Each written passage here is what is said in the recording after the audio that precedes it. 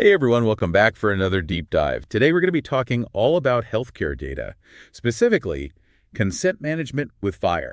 Oh, yeah, this is really important stuff. You know how crucial it is to keep your medical information private and secure, right? Absolutely, like one of the most important things. Well, FHIR plays a vital role in ensuring that happens. Okay, so paint me a picture. How does FHIR make sure my data is only shared when I say so? Imagine a system where you have total control over who gets to see your health data. I like where this is going. It's like a digital vault for your health Yeah, information. you hold the key. Exactly. That's the power of consent management, and FHIR makes it possible. Awesome. I'm already intrigued. But before we go any further, we should mention that we're basing this deep dive on a really insightful article by an expert in the field. It's a fantastic article. It lays out some very practical guidance on how FHIR can be used in real-world scenarios to manage consent. Okay, so let's get down to brass tacks. How does this whole consent management system actually work with FHIR? Well, the article breaks it down into a few core functions. Makes sense. It's like a step-by-step process. Exactly. It all starts with initiating consent capture. Picture this. You're at the doctor's office, and they need to share your medical records with a specialist. Okay, I've been there. Happens all the time. So using FHIR, they can actually record that request for your consent. Got it. So FHIR is keeping track of who wants my information? Precisely. And they use something called a task to do it. Interesting. But how does FHIR handle all those different ways patients are identified? Ah, good point. You see, healthcare systems can be really complex with different identifiers floating I around. have definitely felt that complexity myself. FHIR can be tailored to accommodate all those variations in patient identification. It's flexible. Okay, that makes sense. Flexibility is key in healthcare. Couldn't agree more. Now, once the request is made, FHIR needs to actually get your consent right. Right. So is it like signing a form online? It's very similar. They use questionnaire and questionnaire response. That's that familiar. They're FHIR resources that essentially act as digital consent forms. You review the information, make your choices electronically, and boom, it's all captured securely within the system. Ah, so it's like those online forms we see everywhere, but for our health information. You got it. And what's really neat is that it's super flexible. It can be used for simple situations like agreeing to share records or more complex ones like consenting to participate in a clinical trial. So once I've reviewed everything and made my choices, how does FHIR know I've given my consent? Like, is there a digital signature or something? That's where the consent resource comes in. Once you've digitally signed your consent based on the information from the questionnaire response, FHIR uses the consent resource to officially record your decision. Gotcha. So the consent resource is like the final seal of approval. Precisely. And for those who like a good paper trail, or should I say digital trail, FHIR uses provenance resources too. These track every single consent decision made. So if anyone ever needs to see what happened, it's all right there. Exactly. Who accessed what when they did it. The complete history. That's reassuring, especially when dealing with something as sensitive as health data. Transparency is key. Couldn't agree more. But what happens if you change your mind later on? That's a good question. Can I take back my consent if I need to? You absolutely can. The article stresses that FHIR is designed to support your right to revoke consent. That's great to hear. It makes me feel more in control. And it's not just about recording the revocation. It might also involve getting additional signatures, depending on the situation. It's important to distinguish between a patient revoking their consent and an administrator deactivating it, though. Okay, that's interesting. What's the difference? They are distinct scenarios. But either way, FHIR makes sure the appropriate steps are taken to ensure your choices are respected. That makes me feel more confident about the whole system. But with consent potentially changing, how do healthcare providers keep up with it all? That's where things get really interesting. FHIR can be used to create a notification system. A notification system, what does that mean? So whenever your consent status changes, this system automatically alerts all the relevant parties. So everyone stays in the loop. Exactly. Whether it's your doctors, nurses, or anyone else who needs to know. It ensures everyone has the most up-to-date information about your consent decisions. That's so important. It prevents any confusion or mix-ups and guarantees that your wishes are followed promptly and accurately. Wow, FHIR is doing a lot of work behind the scenes. It's not just storing consent, it's actively managing it and making sure everything runs smoothly. It's like a dedicated communication channel just for consent information, keeping everyone on the same page. So we've covered capturing consent, reviewing it, signing it, revoking it, and even setting up notifications. Is there anything else we need to know about how FHIR handles consent? One more crucial aspect is auditing. Auditing, what does that entail? It's about ensuring that consent decisions are enforced correctly. And FHIR has a dedicated resource for that, the audit event. So every action related to my consent is recorded. You got it. It tracks how consent decisions are put into action. It provides complete transparency for both patients and auditors. It makes sure everything is done by the book. I like that. Makes me feel like the system is being monitored properly. And here's the really cool part. FHIR can also use subscriptions to consolidate audit data from multiple systems. So it's not just about my individual consent. It's about creating a system that works on a much larger scale. You nailed it.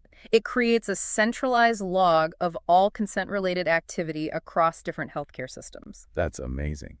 But with all this data and information, how do healthcare providers quickly figure out what they're allowed to do based on my consent? It seems like it could get complicated. That's where the idea of a consent decision service comes into play. It's a separate system that helps providers determine if a specific action, like sharing your medical records, is allowed based on the consent you've given. So it's like a quick reference guide for them to make sure they're always respecting my choices. Exactly. It simplifies the process while staying within the boundaries you've set. That's incredibly helpful. But how does this technology actually impact me? I mean, how might I come across a FHIR-powered consent management system in my own healthcare journey? Think about those common situations where your consent matters most.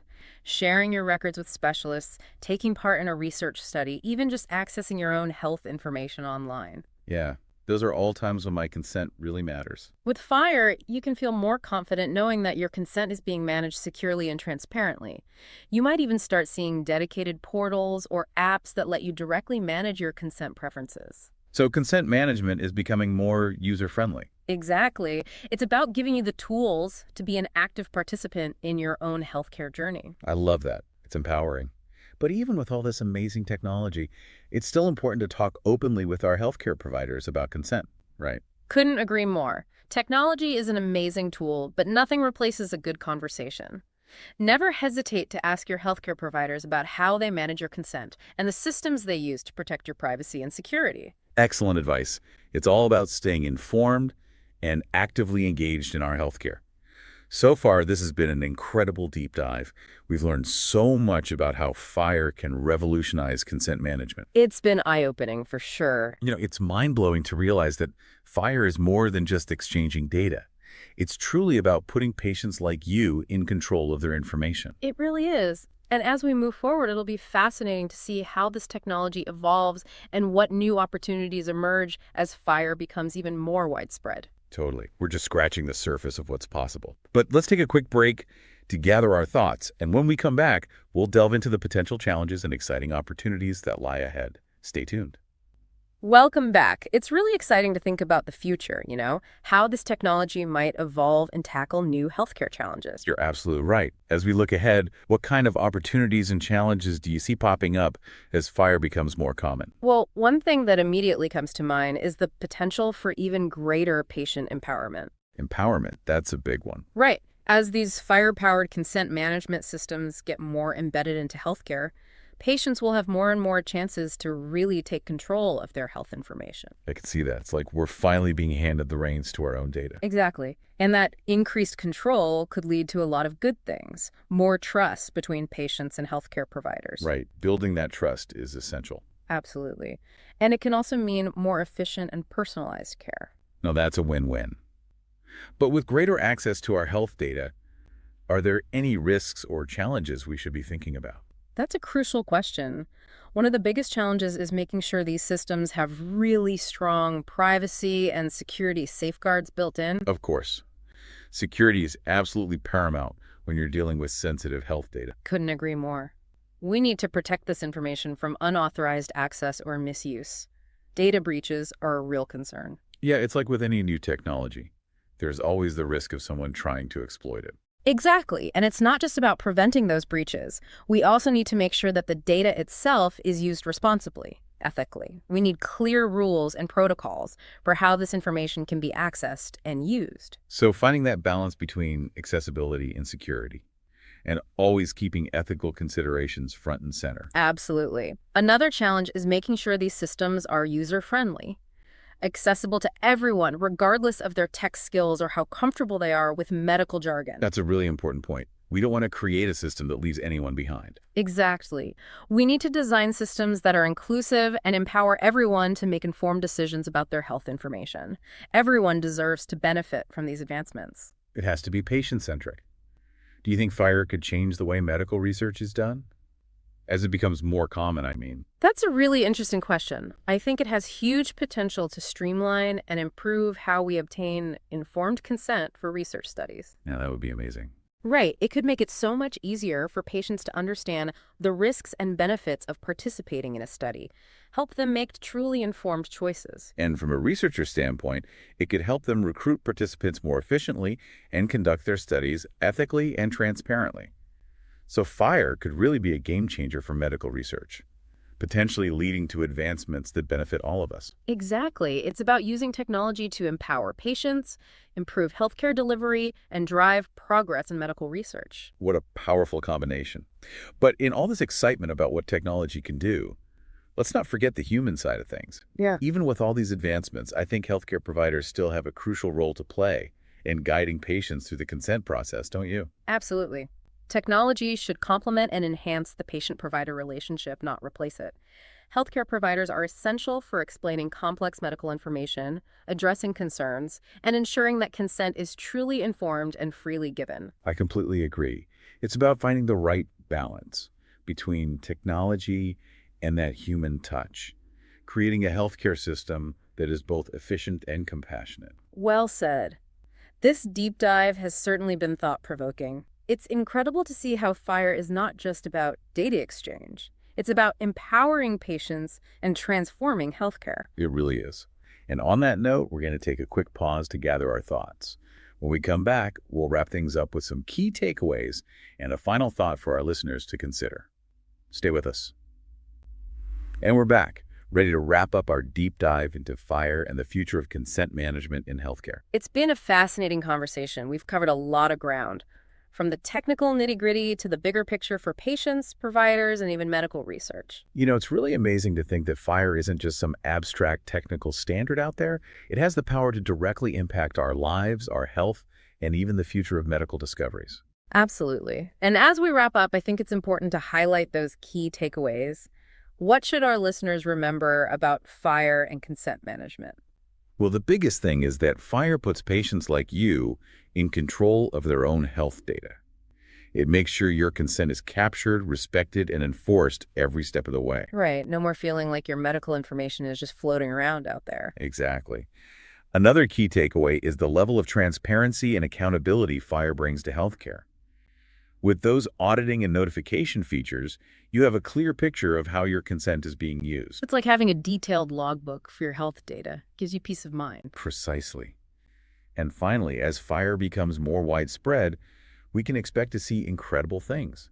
Greater patient empowerment, more efficient healthcare, and exciting breakthroughs in medical research. It's like FHIR is starting a revolution in healthcare, putting patients at the center. So as we close out this deep dive, I want to leave our listeners with a question to think about. As FHIR becomes more integrated into healthcare, how might consent management evolve? What new innovations might we see? That's a fantastic question. We're already seeing amazing progress in data security and patient privacy, and I'm sure there are many more breakthroughs waiting to be discovered. It's an exciting time to witness this transformation. And for those of you who are eager to learn more, I encourage you to explore the world of FHIR and consent management. The more you know, the more empowered you are to actively participate in your healthcare and make informed decisions. Well said. Knowledge is power, especially when it comes to our health. Thank you for joining us on this deep dive. Until next time, stay curious, stay informed, and stay in control of your health information.